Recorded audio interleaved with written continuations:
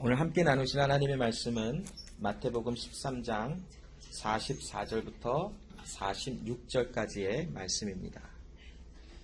신약성경 마태복음 13장 44절로 46절까지의 말씀을 함께 나눕니다. 하나님 말씀을 제가 읽겠습니다. 천국은 마치 밭에 감추인 보화와 같으니 사람이 이를 발견한 후 숨겨두고 기뻐하여 돌아가서 자기의 소유를 다 팔아 그 밭을 샀느니라. 또 천국은 마치 좋은 진주를 구하는 장사와 같으니 극히 값진 진주 하나를 만남에 가서 자기의 소유를 다 팔아 그 진주를 샀느니라. 아멘. 자, 오늘 마태복음 13장 44절로 46절에 기록된 이 두 가지 비유는 땅에 감추어진 보화를 찾는 어떤 일꾼에 관한 내용과 또한 값비싼 진주를 만나 자기의 모든 소유를 팔아 그 값비싼 진주를 찾는 장사꾼과 같다라고 설명을 합니다. 오늘 이 두 비유는 굉장히 공통된 점이 굉장히 많은 것을 봅니다. 이 두 가지 비유를 통해서 우리에게 주어지는 중심 내용은 무엇이냐면 지금까지 우리가 소중하게 여겼던 어떤 가치관과 어떤 우리 삶에 어떤 바라보았던 어떤 것이 새로운 더 중요하고 귀중한 것을 만남으로 인하여 내가 이전 가지고 있었던 것을 놓아두고 새 가치관과 새 보화를 또한 진주를 찾아 나가는 것처럼 그 만나 기쁨을 누릴 수 있는 것이다라고 하는 중심 메시지를 우리에게 주고 있는 이 두 가지의 비유를 봅니다. 자, 오늘 이 말씀에 보면 어떤 사람이 땅에서 일을 하다가 밭을 갈다가 우연히 보화를 발견합니다. 그리고 그 사람은 어떻게 합니까? 그것을 다시 감추어두고 가서 자신의 모든 가지고 있던 것을 팔아서 그 밭을 사고 그 보화를 얻고 기뻐합니다. 또 두 번째 비유는 어떤 진주를 사고 파는 장사가 있는데 값진 진주가 있음을 이미 알았어요. 오직 하나뿐인 그 값진 진주를 찾아 돌아다니다가 드디어 만납니다. 그래서 자기의 모든 것을 팔아 값진 진주 단 하나뿐이 없는 그 진주를 사고 기뻐하다라는 말은 없지만 이 말씀을 우리가 살펴보면 기쁘지 아니하면 왜 자기의 모든 소유를 팔아 그 값진 진주를 사겠습니까? 역시 이 비유에도 기쁨이라고 하는 주제가 계속하여 묻어져 나오는 것을 볼 수 있습니다. 이렇게 이 두 가지 비유는 굉장히 비슷한 내용과 비슷한 관점과 말씀을 우리에게 주고 있습니다. 그런데 이 말씀을 한 가지, 이 두 가지 비유에서 몇 가지 다른 점을 우리가 또 찾아볼 수 있는데 첫 번째 감추인 보화에 대한 비유는 이 보화를 찾으러 나간 사람이 그 보화를 찾을 수 있었던 것은 그가 원해서 찾았던 것이 아니었습니다. 그냥 밭에 나가서 우연히 자기가 평상시 하던 대로 밭을 갈고 그 밭의 주인에게 어느 정도 그 밭을 빌려서 사용하는 돈을 매년마다 지불했었을 것이에요. 그리고서는 그 밭에 나가서 매일같이 일을 했었을 것이에요. 몇 년간 그 일을 했는지는 모르지만 아마 그 일에 굉장히 익숙했었을 거예요.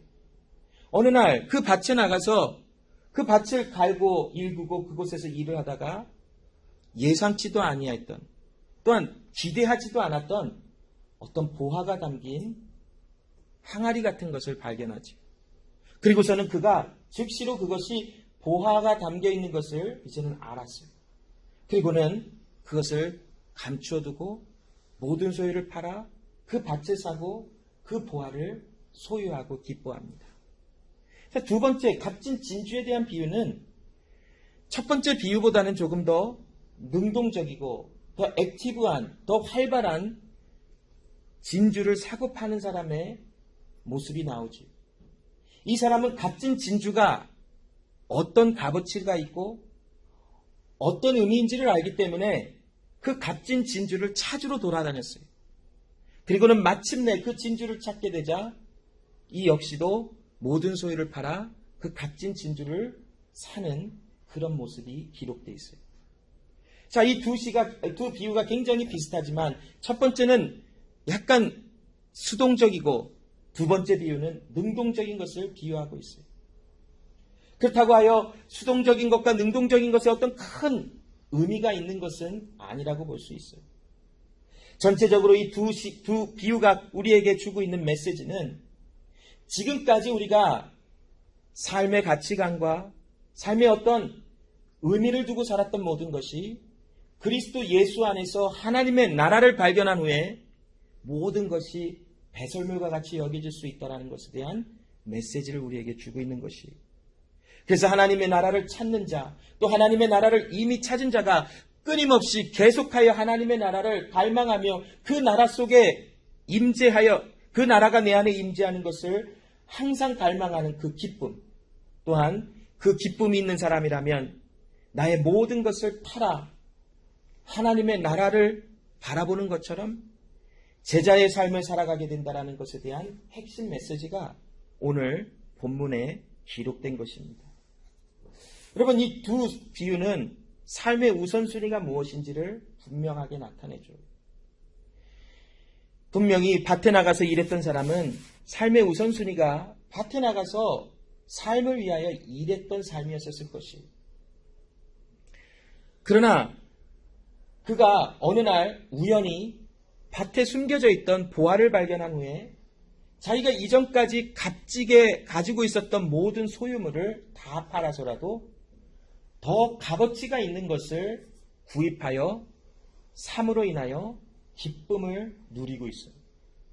진주 장사도 자기의 모든 것을 팔아 값진 진주를 발견한 후에 그 진주를 사고 기쁨과 즐거움 속에 있는 그의 모습이 그려지고 있다는 것이에요. 우리가 하나님의 나라를 소유한다라는 것, 하나님의 나라가 내 안에 임한다라는 것은 내가 원하여 내가 그 나라를 찾기 위하여 무엇인가를 행함으로 인하여 찾아지는 것이 아니에요. 오늘 첫 번째 비유는 마치 밭에 나가서 밭을 가는 자가 우연히 보화를 발견하고 그러나 이 보화는 이미 땅속에 숨겨져 있었던 것이었어요. 이 당시 은행이 그렇게 잘 발달되지가 않아서 사람이 많은 돈을 모으면 항아리 같은 것에 담아서 땅 깊숙이 묻어놔요. 그래서 그 주인이 살아있을 때에 그 물질을, 돈을 찾아다가 쓰면은 다 되겠지만 혹시 그 감춰진 자가 일찍 세상을 떠나거나 어떤 신변에 문제가 있어서 더 이상 그 재물을 찾지 못하면 그 밭을 소유하고 있는 자가 그 물질을, 그 보화를 가질 수 있었어요. 아마 이 보화는 누가 언제 숨겼는지는 모르지만 아마 이미 이 밭에 나가서 일하고 있는 사람이 일하기도 전에 먼저 그곳에 보화가 숨겨져 있었을 것이에요. 그러나 이 밭에 나가서 일하는 사람은 평상시 매일의 삶 속에 이미 그 보화가 땅속에 있었음에도 그 위에다가 씨를 뿌리기도 했었고 땅을 갈아서 그 위에 씨가 잘 자라나도록 또한 그 땅을 경작을 하고 또 관리하는 일을 아마 오랜 세월 동안 했었을 것이에요. 그러함에도 땅속에 감춰져 있었던 그 보화를 이 밭에 나가서 일했던 사람은 인지하지도 못했고 알아차리지도 못했고 그것에 대한 값을 또한 알지도 못했을 것이에요. 그러나 어느 날 우연히 예상치도 못하고 또한 그 보화를 찾기 위하여 열심히 찾아다니는 것도 아니었지만 우연히 일상적인 삶 속에 이미 땅속에 숨겨져 있던 이 보화를 발견하고서는 이것에 엄청난 값어치가 있다는 것을 알게 되어졌어요. 그러니 그가 돌아가서 자신의 소유를 다 팔아서 그 밭을 삼으로 보화를 소유하잖아요. 하나님의 나라는 이미 우리에게 숨겨져 있어요. 하나님의 나라는 이미 우리에게 임하여 있는데 이미 하나님께서는 우리를 예정하여 불러내시고 하나님의 자녀로 우리를 세워주셨는데 우리는 때로는 그 하나님의 사랑과 은혜를 아무렇지도 않게 그냥 살아갈 때가 있었다라는 것이에요. 그러나 우연히 아니면 우연이라는 말보다는 우리의 삶 속에서는 우연인 것 같지만 하나님의 불러내신 그 시간 안에서 우리가 어느 날 갑자기 이 보화, 숨겨진 보화와 같은 하나님의 임하여 주신 나라의 값어치와 그 의미를 알게 되어지는 시간들이 있었다라는 것이에요. 자, 마태복음 13장 11절 말씀에 보면 대답하여 가라사대 천국의 비밀을 아는 것이 너희에게는 허락되었으나 저희에게는 아니 되었나니라고 하는 말씀이 기록되어 있어요. 자, 예수님께서 제자들에게 비유의 말씀을 주시는 그 이유는 천국의 비밀이 제자들, 특별히 하나님의 부르심을 받은 자들에게는 허락이 되어져 있기에 비유의 말씀을 주시며 그들에게 하나님의 나라가 무엇인지를 설명해 주셨어요. 그러나 하나님의 부르심이 없는 자들에게는 하나님의 나라가 허락되지 아니하기에 알아듣지 못하는 일이 일어났어요. 자, 예수님은 지금 제자들 또 앞으로 그리스도 예수의 은혜 가운데 그리스도 예수와 함께 연합하여 살아가게 될 제자로 부름을 받은 사람들에게 이미 천국의 비밀이 너희에게는 허락이 되었다라고 하는 말씀을 주고 있어요. 로마서 8장 29절로 30절에 보면 하나님의 예정하심과 하나님의 택하심과 하나님이 우리를 불러내심과 하나님이 우리를 거듭나게 하심이 하나님의 뜻에 있다라고 우리에게 말씀을 주고 있지. 로마서 8장 29절로 30절에 하나님이 미리 아신 자들로 또한 그 아들의 형상을 본받게 하기 위하여 미리 정하셨으니 이는 그로 많은 형제 중에서 맏아들이 되게 하려 하심이니라. 또 미리 정하신 그들을 또한 부르시고 부르신 그들을 또한 의롭다 하시고 의롭다 하신 그들을 또한 영화롭게 하셨다라고 말씀을 합니다. 여러분, 밭에 나가서 보화를 찾은 자가 그가 이 일을 하였기 때문에 보화를 찾아진 것이 아니에요. 보화가 찾아지도록 그에게는 시간이 주어졌어요. 그를 기다려준 것이 그가 보화를 찾을 수 있도록 이미 그에게 허락되어진 보화를 찾을 수 있도록 시간이 기다려졌던 것이. 그래서 그 기다림 속에 이제 그가 하나님의 말씀대로 찾을 수 있는 때가 되었을 때에 그 보화를 찾아낸 것이 마치 그리스도 예수 안에서 우리는 이미 이 세상이 만들어지기도 전에 하나님께서 우리를 예정하여 택하여 부르셨다라고 하지. 많은 아직도 논쟁이 있는 예정론에 관한 이야기지만 분명히 성경은 우리에게 말씀하고 있어요. 하나님이 미리 아신 자들, 이 세상이 만들어지기도 전에 이 세상이 존재하기도 전에 하나님께서 불러내신 자들이 반드시 있다라는 것을 성경은 우리에게 이야기하고 있어요. 그들에게 하나님께서 이제 그들을 아셔서 그들을 택하셨기에 이제 그들을 불러내시고 그 부르심을 받은 자들이 하나님 앞에 나가 거듭나는 본어겐 되어지는 하나님의 은혜를 경험하고 내 안에 하나님의 나라가 있음을 발견하게 되어지는 것이 이것이 아마 오늘 첫 번째 비유가 우리에게 주고 있는 메시지일 것입니다. 물론 이 비유는 천국을 어떻게 소유하게 되는 것이다라고 하는 말씀을 주고 있는 것이 아니에요. 이 첫 번째 비유, 두 번째 비유도 마찬가지지만 이 비유들은 우리에게 하나님의 나라가 내 안에 있음을 발견한 자들이 누리는 기쁨을 이야기하고 있어요.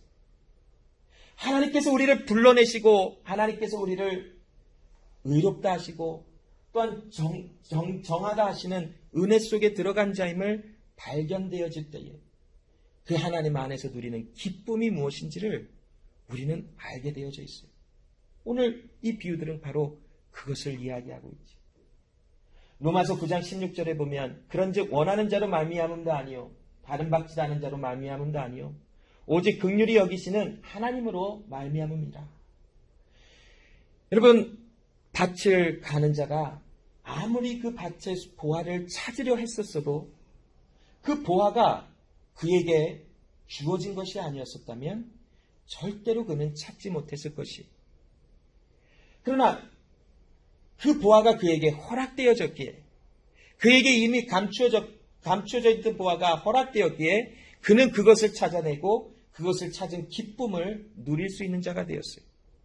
여러분, 우리가 그리스도 예수 안에서 구원받게 되어진 것은 내가 원하는도 아니요 다른 박질하는 어떤 일을 해서도 아니요 오직 우리를 긍휼히 여기시는 하나님의 뜻으로 말미암았다라는 것이, 마치 보아가 그를 기다려주다가 찾게 되어진 것처럼 그리스도 예수 안에서 우리가 하나님의 자녀되고 하나님의 나라를 소유된 자인 것이 이미 우리에게 허락되었지만 우리의 삶 속에 그것을 인지하지 못하고 살아가다가 어느 날 하나님의 부르심이 우리에게 넘쳐날 때에 우리는 비로소 내 안에 역사하시는 이가 하나님이시며 내 안에 하나님의 나라가 있음이 내가 원함도 아니요 내가 무엇을 하였기에 내가 어떠한 행위로 하나님의 나라를 찾은 것이 아니라 하나님의 나라가 내 안에 이미 주어졌다라는 것이 인지가 되어지기 시작한다라는 것이, 에베소서 6장 11절에 모든 일을 그 마음의 원대로 역사하시는 자의 뜻을 따라 우리가 예정을 입어 그 안에서 기업이 되었다라고 말씀합니다. 모든 것을 창조하여 모든 것을 통치하시는 하나님의 원대로, 하나님의 뜻대로 우리를 모든 것 전에 예정하사 그 안에서 하나님의 자녀가 되도록 우리를 불러내심이 이미 우리 가운데 있었다라는 것입니다. 고린도전서 1장 9절에 보면 너희를 불러 그의 아들 예수 그리스도 우리 주로 더불어 교제케 하시는 이는 미쁘시도다라고 말씀합니다. 여러분, 하나님이 우리를 예정하셨다면 그 하나님께서 우리를 불러내실 것입니다. 우리의 삶 속에 언제 시간에 하나님이 우리를 불러내시는지 우리는 알 수 없지요. 아주 어렸을 때 우리를 불러내시는 것인지 아니면 나이가 많이 들어서 이제 육체의 삶이 거의 끝날 때 부르시는 건지 우리는 그 섭리와 경륜을 알 수는 없습니다. 그러나 하나님의 선택과 하나님의 예정함을 입은 자들에게는 하나님이 반드시 불러내시는 은혜가 있는데 그 부르심은 반드시 그 뜻을 이루시는 부르심이라는 것입니다. 하나님의 부르심은 반드시 그 결과를 가져와요. 이사야 말씀 속에 우리가 살펴본 대로 하나님의 말씀은, 하나님의 입에서 나간 말씀은 하나님께 헛되이 돌아가지 아니하고 반드시 그 뜻을 이루며 하나님의 보내신 일에 형통하리라라고 말씀하시지 않습니까? 마치 하늘에서 비와 눈이 내려서 땅을 적시어 파종하는 자들에게 씨를 주고 먹을 것을 구하는 자들에게 또한 음식을 주게 하는 것처럼 하나님의 입에서 나간 말씀은 하나님께로 헛되이 돌아가지 아니하고 반드시 하나님의 뜻을 이루시는 말씀이라고 합니다. 그 말씀은 하나님께서 우리를 구원하시려고 불러내셨으면 그 구원은 반드시 하나님의 뜻 가운데 이루어진다라는 것이. 그래서 우리를 부르신 이는 미쁘시다, 신실하시고 그 약속을 반드시 지키시는 하나님이시므로 우리 가운데 불러내시는 우리를 하나님의 아들 예수 그리스도와 더불어 교제하기 위하여 불러내신 자들에게는 반드시 그 결과가 나타나 우리의 삶 속에는 예수 그리스도 안에 구원을 받은 자의 결과가 나타날 것이다라고 하는 것을 우리에게 주고 있다라는 것입니다. 데살로니가후서 2장 13절로 14절에 주의 사랑하시는 형제들아 우리가 항상 너희를 위하여 마땅히 하나님께 감사할 것은 하나님이 처음부터 너희를 택하사 성령의 거룩하게 하심과 진리를 믿음으로 구원을 얻게 하심이니 이를 위하여 우리 복음으로 너희를 부르사 우리 주 예수 그리스도의 영광을 얻게 하려 하심입니다. 데살로니가후서 2장 13절 14절의 말씀에도 우리를 부르신 그 부름은 우리를 구원에 이르게 하시며 그 하나님의 영광 가운데 우리를 반드시 하나님의 자녀로 나타나게 하시는 하나님의 부르심이라고 우리에게 말씀을 주고 있음을 봅니다. 여러분, 이처럼 하나님께서 우리에게 하나님의 나라를 주셨다라고, 주시겠다 작정하시고 주시겠다 말씀하시고 주셨다라고 말씀하신다면 이미 그 하나님의 나라는 내 안에 부름을 받은 자, 하나님의 택하심과 부름을 받고 하나님의 새 생명으로 다시 태어나게 만들어진 자들에게는 이미 그 하나님의 나라가 존재하고 있다라는 것이. 그러나 우리가 그 하나님의 은혜가 임할 때까지 그것을 알지조차 못하는 삶을 그냥 살아가요. 마치 농부가 밭에 매일 나가서 일을 했지만 그 보화가 그 땅 속에 숨겨져 있는 것을 인지하지 못하는 삶처럼 우리의 삶도 그러해요. 그러나 어느 날 하나님의 허락하신 그 시간 속에 그 밭에 나간 사람이 그 밭에 숨겨져 있던 보화를 찾은가 같이 우리 안에 이미 임하신 그 하나님의 나라가 내 안에 있음을 나는 알게 되어지고 그 나라가 내 안에 존재하고 있다는 것을 나는 인지하기 시작한다는 것이. 왜냐하면 그 부름은 반드시 이루어질 수밖에 없는 부르심이기 때문에 그래요. 자, 에베소서 2장 5절에 허물로 죽은 우리를 그리스도와 함께 살리셨고 너희가 은혜로 구원을 얻은 것이라. 여러분, 하나님이 우리를 예정하시고 택하시고 불러내셨다면 우리를 반드시 살려주신다라는 것이. 우리가 그리스도 예수와 함께 죽었고 예수와 함께 살아나 우리 안에는 이미 하나님의 나라가 있음이 증거가 되어지고 확증이 되어진 것이. 이것이 바로 하나님의 택하심과 불러내심과 또한 거듭나게 하시는 하나님의 은혜인 것이. 하나님의 나라를 소유하였다라는 것은, 하나님의 나라가 내 안에 임하였다라는 것은 이미 우리가 부름을 받고 하나님의 은혜 속에 다시 주의 생명으로 살아난 자들이 하나님의 나라를 누리며 살아갈 수 있는 것이. 그 하나님의 나라는 무엇입니까? 하나님의 나라는 내가 하나님의 나라는 될 수가 없지만 내가 하나님의 나라에 속한 백성으로 하나님이 우리를 불러내시는 거지. 하나님의 통치 가운데, 하나님의 다스리심 가운데 우리가 들어가 주와 함께 영원히 거할 수 있는 은혜를 주시는 것. 이것이 바로 하나님의 나라가 임하였다라고 하는 말씀의 뜻인 줄로 압니다. 여러분, 하나님의 나라가 임하였다라는 것, 하나님의 나라가 내 안에 지금 존재하고 있다라는 것은 이미 우리는 그리스도 예수 안에 예정함과 불러내심과 거듭나는 은혜를 경험하고 이제 내 안에 그 나라가 있음이 인지되어지기 시작하는 은혜가 내 안에 있음을 뜻하고 있다는 것입니다. 데살로니가전서 2장 12절에 이는 너희를 부르사 자기 나라와 영광에 이르게 하시는 하나님께 합당히 행하게 하려 함이니라라고 말씀합니다. 여러분, 우리가 그리스도 예수 안에서 하나님의 나라가 내 안에 임하였음을 알고 그 하나님의 나라가 내 안에 존재하고 있다는 것을 깨달을 때에 우리 마음에 있는 기쁨은 세상과 바꿀 수 없는 기쁨일 것이. 여러분, 우리는 일상적인 삶을 살아가다 보면 참으로 귀하게 여기는 것들이 얼마나 많나요? 집을 소중히 여기는 사람도 있고, 차를 소중히 여기는 사람도 있고, 아니면 자기 가지고 있는 옷을 소중히 여기는 사람들도 있어요. 또한 자기가 배웠던 지식과 경험과 또 자신이 지금 삶에서 이루어 놓았던 수많은 업적들과 또 수많은 이루어 놓았던 성공적인 일들에 대한 가치관과 값어치를 가지고 살아가는 삶을 모두가 살아가요.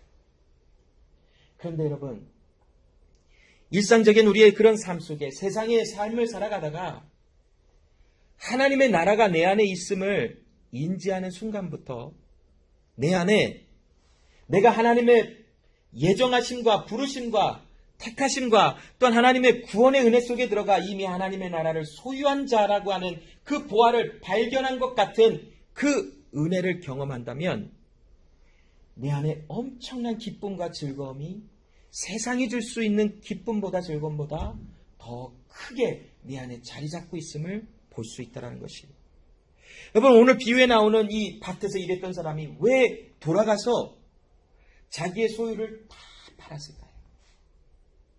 누가 시켰을까요? 아니면 누가 협박을 했을까요? 아니면 그냥 잠시 잠깐 딴 생각하다가 자기 물건을 팔고 와서 밭을 샀을까요? 이 비유에 보면 이 밭에서 일한 사람은 보화를 발견한 후에는 스스로 자원하는 마음으로 스스로 가서 자기의 모든 소유를 팔았어요. 그리고 그 밭에 감춰져 있는 보화의 값어치와 또한 소중함과 중요함을 알기에 그 밭을 사서 그 보화를 안고서는 기뻐하며 어쩔 줄을 몰랐어요. 여러분, 왜 사도 바울이 모든 것을 배설물로 여기며 오직 그가 중요시 여겼고 가치관을 두었던 것은 주의 복음을 증거하러 다니는 것이었을까요? 주의 복음을 증거하러 다니는 것이 성공된 삶의 보장됨은 없었지요. 누가 대접을 해줬을까요? 누가 칭찬을 해줬을까요? 누가 좋은 것으로 함께 해줬을까요? 그가 가는 곳에는 수없이 많은 고난과 핍박과 어려움들이 그를 기다리고 있었고, 가는 곳곳마다 배고픔과 춥고 어려움과 자지 못함과 매맞음과 협박과 핍박에 그는 곤고할 수밖에 없었어요. 그러함에도 그가 가지고 있었던 모든 지식과 신분과 또한 태생적으로 태어나면서부터 가지고 있었던 로마의 시민권과 또 율법의 모든 것을 자세히 공부하고 알 수밖에 없었던 그의 모든 학업적인 배경을 이제 그는 배설물과 같이 여기며 아무도 기뻐하지 아니하는 것 같은 그 좁고 협착한 그 길을 걸어가며 그는 기뻐했었어요. 너무나 즐거워했어요. 왜냐하면 그의 가치관과 그의 세계관과 그의 모든 것이 하나님이 나를 불러내신 하나님의 자녀이라는, 마치 보화가 땅에 숨겨져 있었으나 그것을 발견한 후에 기뻐하는 밭에서 일한 사람과 같이, 사도 바울은 자신을 불러내신 그 하나님의 은혜, 자신 안에 이미 임하여 주신 하나님의 나라가 있음을 발견하며 그는 기뻐하며 즐거워하며 하나님의 나라를 위하여 자원하는 마음으로 하나님의 말씀에 순종케 되어졌고, 그 말씀을 순종하며 주의 길을 걸어갈 수 있었더라는 것이 하나님의 행하심이, 데살로니가전서 2장 12절에 너희를 부르신 자가 자기의 나라와 영광에 이르게 하시는 하나님께 합당히 행하게 하려 함이니라. 하나님께서 우리에게 그 보화가 있음을 알게 하신, 하나님의 나라가 있음을 알게 하심은 우리로 하여금 그 말씀에 이제 순종이 되어 나의 모든 삶의 우선순위가 하나님을 아는 것, 하나님을 위한 삶이 가장 우선순위가 되어지도록 살아가도록 하나님이 우리를 만들어 주셨고, 우리를 통치하시며 우리를 순종하도록 하나님이 그 길을 인도하여 주셨다라는 것이, 여러분, 두 번째 비유에서도 값진 진주를 찾는 자가 왜 그 진주를 찾아다녔을까요? 이미 그 사람은 값진 진주에 대한 소식을 아마 들었을 것이에요.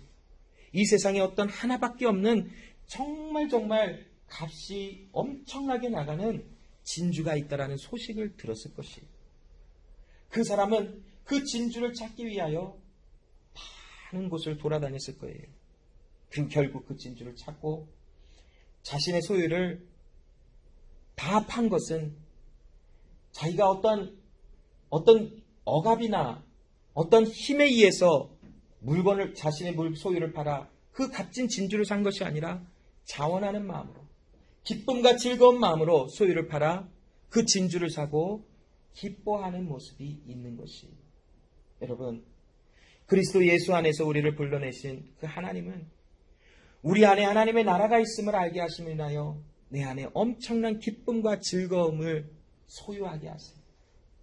그 기쁨과 즐거움은 세상이 줄 수 있는 기쁨과 즐거움과는 비교할 수가 없다라는 것이, 그래서 하나님의 사람들은 어렵고 힘든 길이라도 하나님께서 말씀하신 그 길을 기쁨과 즐거움 속에 걸어갈 수 있게 되어지는 것이, 여러분, 원수를 사랑한다라는 것이 쉽던가요?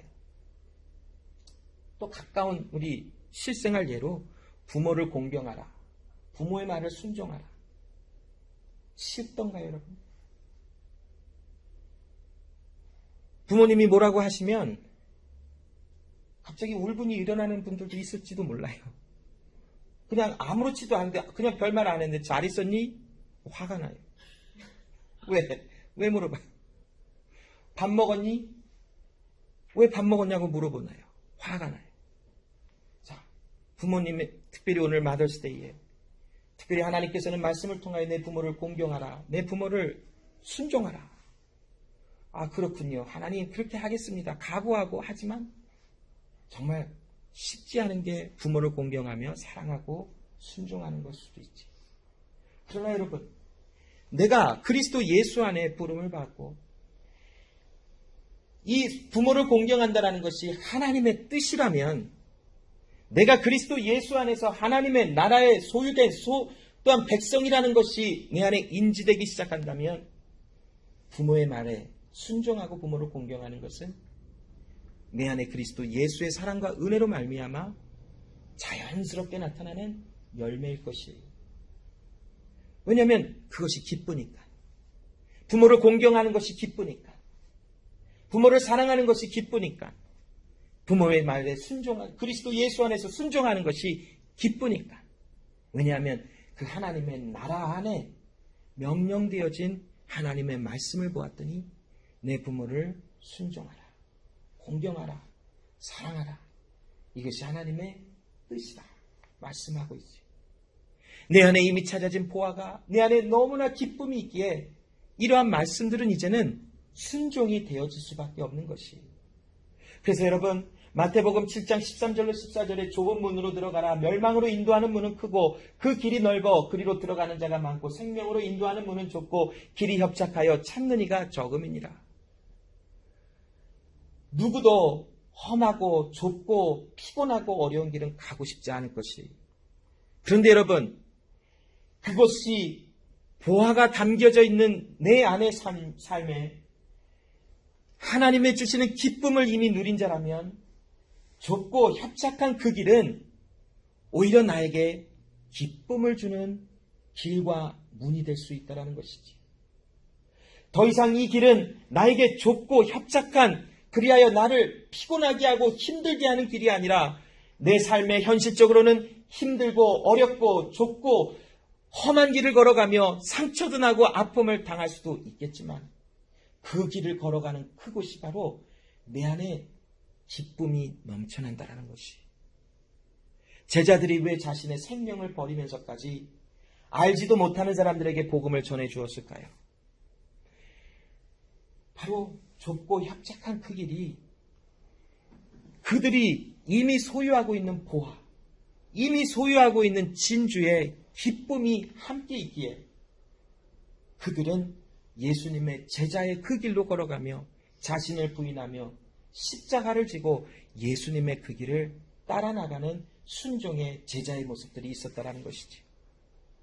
오늘날 우리에게도 하나님은 내 안에 보화가 있음이 발견되게 하여 주시고 내 안에 이미 하나님의 부르심과 택하심과 부르심과 하나님의 구원하심의 은혜가 내 안에 있어 그 하나님의 나라의 소유된 백성이 되었다라고 하는 이 엄청난 보화와 같은 것이 내 안에 있었음을 발견하게 해주세요.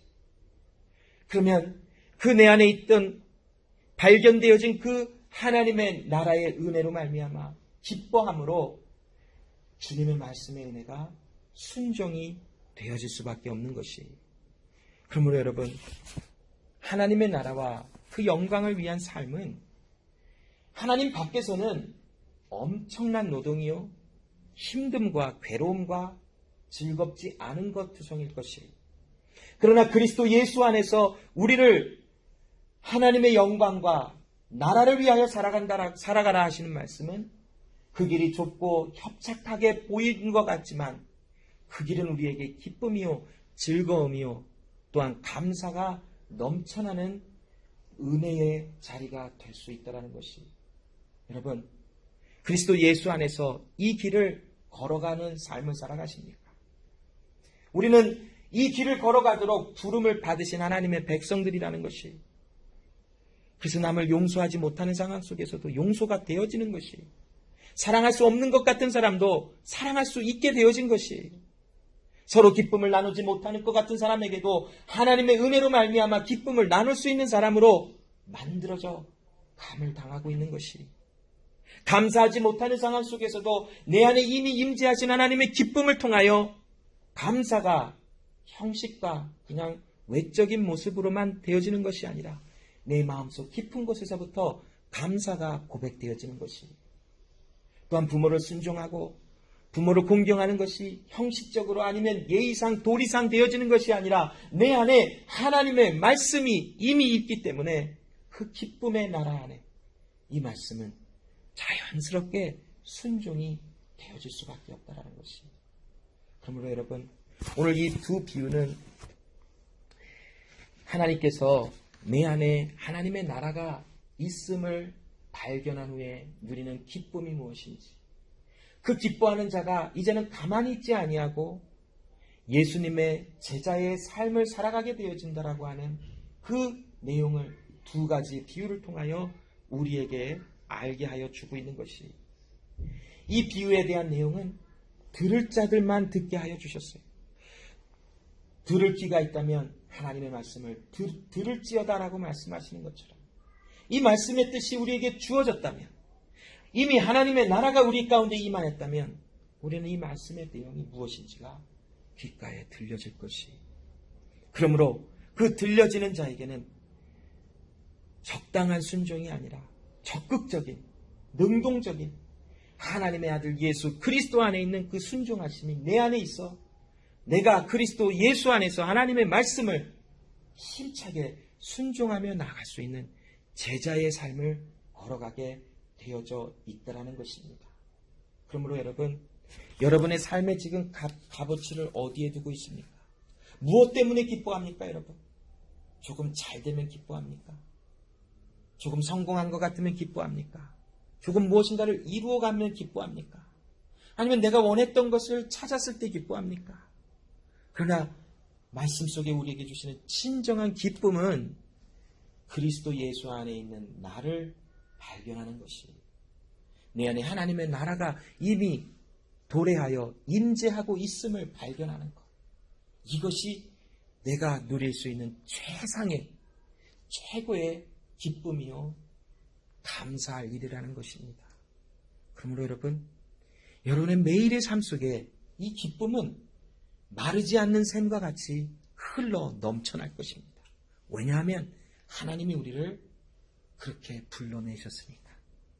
하나님의 나라를 발견한 후에 기뻐할 수밖에 없는 자들로, 또한 그 나라를 끝까지 사모하며 갈망할 수밖에 없고, 그 갈망하는 것 자체가 내 안에 기쁨이 있게끔 만드셨기에, 그렇게 부르셨기에 우리는 마르지 아니하는 기쁨과 즐거움과 감사를 소유하며 함께 살아가는 자들로 만들어 주셨습니다.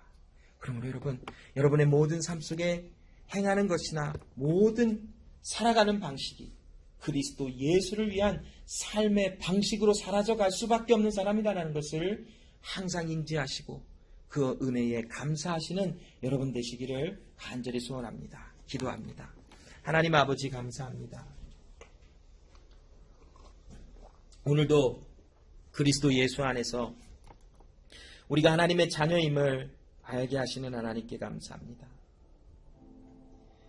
하나님은 이 세상의 기초가 만들어지기도 전에, 이 세상이 또한 존재하기도 전에 하나님의 뜻 가운데 주의 부르심을 받은 자들을 미리 아시고 예정하여 택하여 주셨나이다. 그리고 하나님께서 그들을 불러내셔서 하나님의 부르심 가운데 그 말씀에 순종이 되어지게 만드셔서 주님의 살려내심과 그리스도 예수 안에서 죽고 예수 안에서 살아남을 경험하는 은혜를 주셨나이다.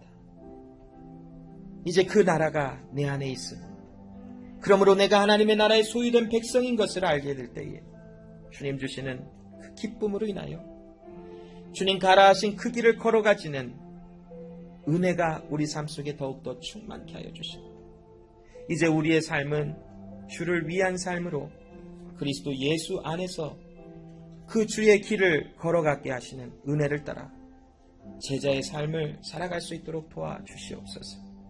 하나님의 말씀이 순종되어지게 하셨고 그 말씀이 들려지는 자들에게 순종의 결과가 나타나게 하셨으니, 주여, 주의 말씀을 듣고 순종하는 그 길에 기쁨과 감사가 더욱더 흘러 넘치도록 도와주시옵소서.